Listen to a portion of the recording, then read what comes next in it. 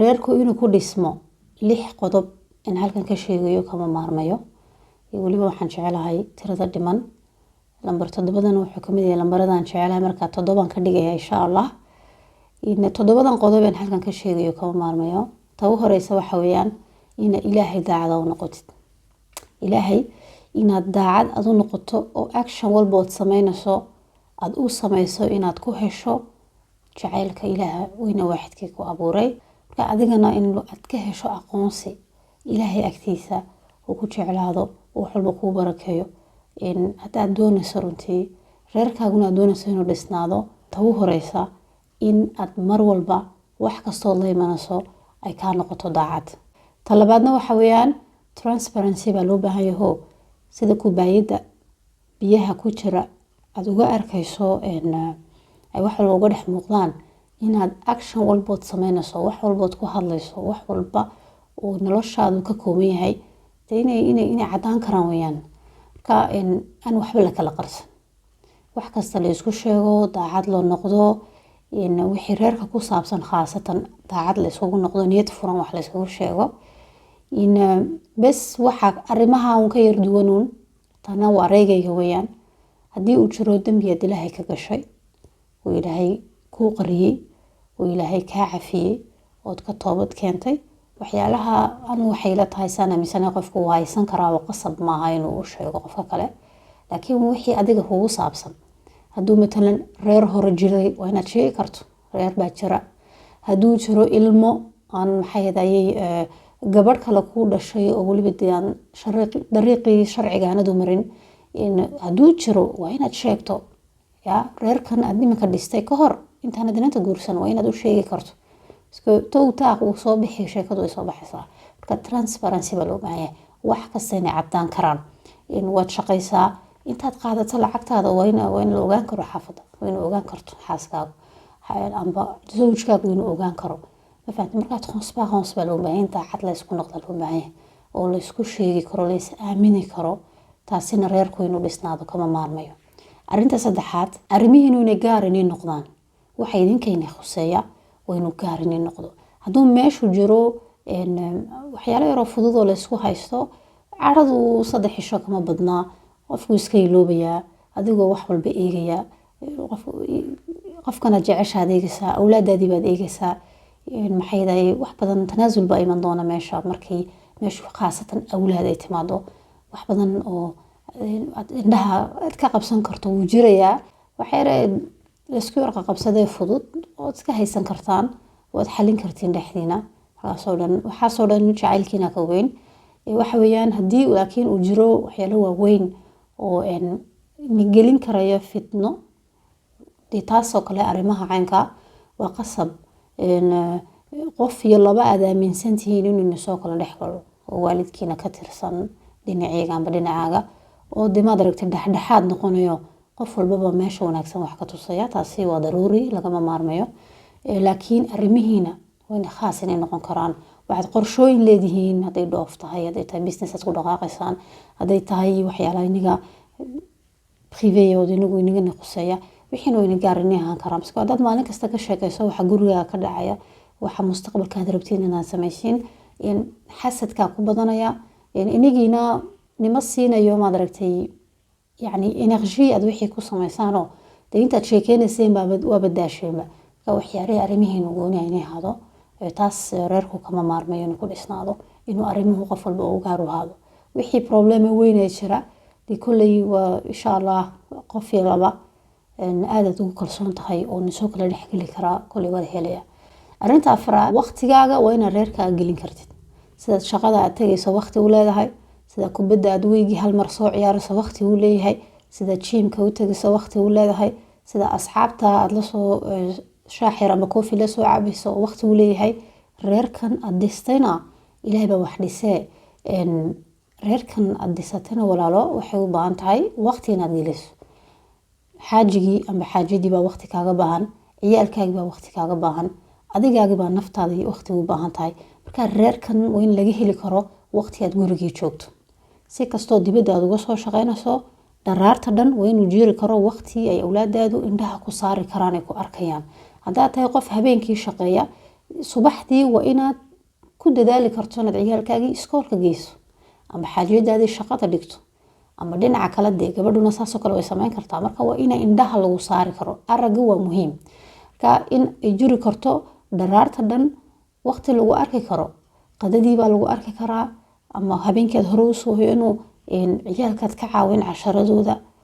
contactigu waa muhiim. marka ina waqti aad guriga geliso waxa weeyaan lagama maarmaan weeyaan. ciyaalkii baad gelinaysaa, xaajiyadaadi baad gelinaysaa, ilaahumay noqoto 30 minutna waa inaad qofkii aad wada hadli kartaan, gurigii aad sarki kartaan. guriga waa inaad waqti gelin karto, xaaskaaga waa inaad waqti gelin karto. marka waqtigan guriga la gelinayo waxaa loo kala qaybiyey 3 baa loo kala qaybiyey. mid waxa weeyaan adigaagii baa naftaada gelinaya oo waad hurudaa oo xilligii aad nasanaysay oo hurdada ama 8 saaca hurud ama 5 saaca hurud taada iskale. xillina waxaad gelinaysaa ciyaalkaagii baad gelinaysaa, xilli ay noqotaba amba aroor ka dhig amba casar ka dhig amba habeen ka dhig, ilmahaagii waa inuu ku arki karo. waqtina waxa weeyaan xaajigaagii amba xaajiyadaadiyo waqti baad gelinaysaa. waqtigaasi gurigu noqon karaa, wuxuu noqon karaa waqti hore dibadda loo baxo, lasoo casheeyo, lasoo shashiro, lasoo yar koofi cabo, amba guriga dhexdiisaba inay dadkii contact yeelan karaan ay wada hadli karaan. marka guriga waa inaad waqti gelin karto, taasina waa lagaba maarmaan weeyaan. arinta shanaad oo tan sii daba socoto waxa weeyaan labada qof hawlaha ka kala dhex dhaca, khaasatan dhinaca gogosho kale waa in aad loola socdo. taasi anigu waan ka hadlayaa, horena waan uga hadlay page-kayga dhowr jeer waan kusoo qoray article laakiin luqadda Faransiiska ahayd in video waan kusoo sameeyey ayaduna topic waan ka hadlay. tan Soomaaligana waan ku darayaa in wixii daruuriya weyn laga hadlo. ilaahay baa wax badbaadiyey, wixii aan isleenahay guryuhu ku badbaadi karaan in laga hadlo weeyaan. arrimaha gogosha waxa weeyaan inay dadku u dadaalaan. taasi marka gogol ay dadku maqnaan markiiba focuska waxa maskaxda kaga soo dhacaya rag iyo dumarba waa isku mid. rag waa iyagu dee wuxuu cadiho kuma meermeereystaan, laakiin gabadhu way xishoonaysaa. waa lagu soo koriyey xishoodka, waa lagu soo koriyey sidan ay tahay, waa lagu koriyey ma hadli karto, dareenkeyga ma muujin karto. marka waxaa jira in labada dhinacba lala socdo oo waxa weeyaan khaasatan anigu markaan baranayay coachinka iyo waxyaalahan qayb waxaa jirtay psychologiga laga hadlayo ciyaalka, dumarka, ragga.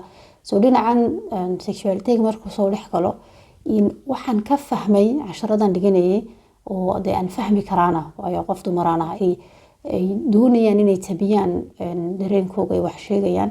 hadduu hadalku ka soo bixi kari waayo meelo kale gelisaa frustrationgiga, meelo kale gelinaysaa. marka waxaa dhici kartana waxyaalo iska fudud bay kugu qabsan karto, amba ciyaalkii kaasoo mari amba adigaaga mayba koora waad socod badan tahay, waxay kugu qabsatama waayeyso. ma ahin qof toos wax kugu sheeganaysa, way xishoonaysaa. xishoodii asluub baa dumarka lagu soo koriyey oo maxaa yeelay rag iyo dumar baa lagu soo koriyey. ma jeclin aan dadka kala saaro, laakiin haddana habluhu kolley way dhowrsoon yihiin mar walba, way xishoonayaan. dhinaca gogosha haddaan usoo noqdo, labada dhinacba waa isku mid weeyaan. labadiinuba waxaad tihiin dad xalaal isku guursaday. meeshani waxaan baahidan waa wax jira oo taala. hadduuna jirin guryaha hooyadiin iyo aabihiin kameydaan imateen. marka waxaan oran karaa guriga marka la dhisayo 70% waxa dadka guryahooga kasoo saaray waa arintan shanaad in ka hadlayo. ma fahanteen? marka waxa weeyaan haddii ayna meeshii baahi jirin dee guryaha waalidkaa la iska joogi lahaa. marka waxa weeyaan in lagu dadaalo halkaasna. boqsantaashka 100% ma xaqiijin karo, laakiin waxyaalaha ugu badan ay dadku ka kala tagaan waxa kamid ah arintan. marka ina aad iyo aad xooga loo saaro, ka kala laga warhayo oo dhinac kaliya la sugine qof walba markuu ma aragtay uu tabin karo dareenkiisa. taasi waxa weeyaan waa shay laga maarmaana. meesha xalaal baa lagu joogaa. dee waxa weeyaan keep going. qodobka lixaad waxa weeyaan waa project waxaad gacanta ku hayso. waxa weeyaan waxbaad asaastay. midna haddaan soo qaato tusaalaha meel dukaan oo kale. dukaanka qofka ka shaqeynaya iyo qofka iskale isku si dadka uma soo dhaweeyaan. kan iskale ayaa kulley 100% halka soo dhaweynta sida customerka loo soo jiidanayo waxa la qabanayo kan le ayaa dee kasii maadaragtay kasii cajiibsan. markaad dukaanaad dhex gasho maxaad arkaysaa marka horeysa? waxaad arkaysaa dukaanku waa nadiif, dukaanku dhulkiisa waa la nadiifiyey, waa la hagaajiyey. dukaanku waa udgoon weeyaan, amba dad baa muusi ku shidaa, dad baa cadar yar ku buufiya. meesha waxa weeyaan hawaday u furaan. markaad sidaa u soo gashoba waxa ka hor imanaya farxad baa ka hor imanaysa, qosol baa ka hor imanaya, waxa ka hor imanaya in lagu xayeysiyo dukaanka, lagu yiraahdo waxan baa jira, halkan waxana jira, qiimahani waa intan weeyaan. yacni soo dhaweynta markaad dukaan dhex galayso ciyaar maaha, waayo qofka dukaanka ku jira wuxuu rabaa adoon waxba ka iibsan aanad bixin, iyo khaasatan wuxuu xooga saaraya inaad mar walba dukaanka kusoo noqnoqoto. marka gurigan la dhisayana waa project weeyaan, waa inuu sidaa iyo si kasii wanaagsanba uu noqon karo, oo ah gurigan hadba qofkii ka maqan hadduu zawjkii joogo isagu waa inuu soo dhaweyn karo zawjadiisa xaajadan uu qabo, in ay markay sidaa guriga u timaado ay farxad la koronto.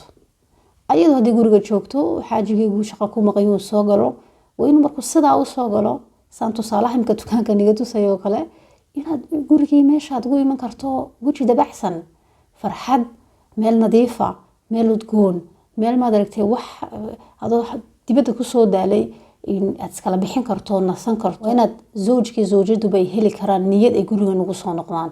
mar aliya markaad baxdo aad soo daasho gurigaagii kusoo carari karto.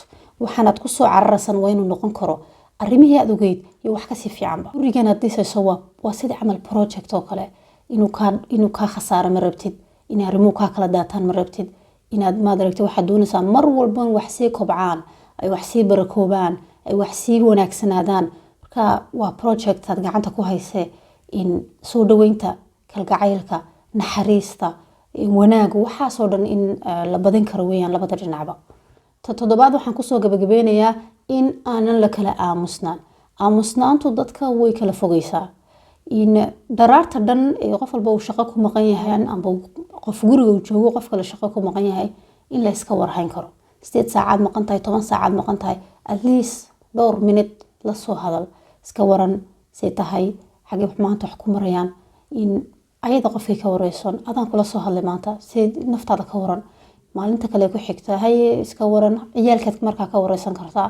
maalinta kale ku xigta waxaad ka wareysan kartaa qofka hadduu qorshooyin leeyahay, qorshooyinkaagii maanta ka waran, say wax yihiin, yaro kala bedel. laakiin at least waa in daraarta dhan aadna maqan tahay, adigii kalena maqan tahay, in aad iska warheli kartaan. haddii xataa telefoon ahayn, message la isku soo diri karo. iska waran gacliso, gacliye, aboowe, abaayo, huuno, waxaad doonaysid baha noqotee, in isku qorqora. mid kastaba inuu ka kala text yar usoo qori karo, message yar, texto, in la iska warhayn karo dee waa muhiimadeeda leedahay. tan kale aamusnaantu runtii dadka way kala fogeysaa. haddii xitaa la cariisan yahay, waa laynoo sheegay diinteena waxay tiri 3 cisho caradu kama badna. qofka eegoogiisa inuu halkaas ka dhigo, gurigaaga waxa ku badbaadiya aad ku dadaasho. intaasaa kusoo gabagabeynayaa reerku 7 qodob halkaa kasoo sheegay, kama maarmayo inuu ku dhisnaado. hadduu jiro waxyaalo kale oo laga maarmayna, de halkan waxaanu u joognaa inaan wax kala faa'iidno, wax kala barano. insha Allah commentigaad nagu reebi doontiin, halkaa baan ka akhrisanaynaa.